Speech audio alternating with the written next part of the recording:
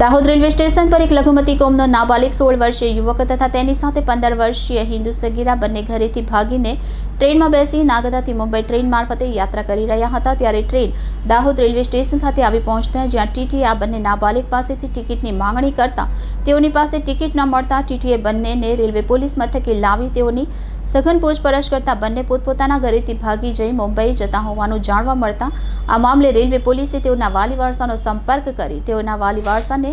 સુપરત કરવાની કાર્યવાહી હાથ ધરી છે।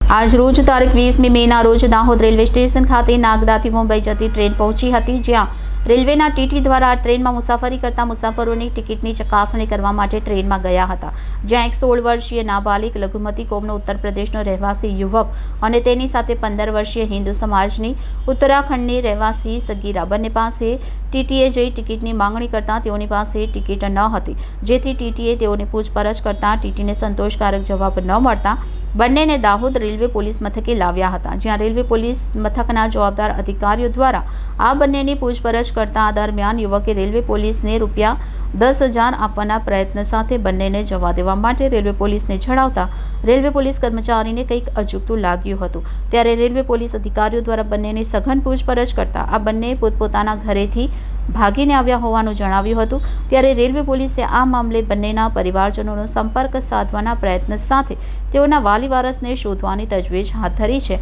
હાલ બંનેને રેલવે પોલીસની દેખરેખ હેઠળ રાખવામાં આવ્યા છે। Reporter Kishore Dabgar, city golden news, Dahod.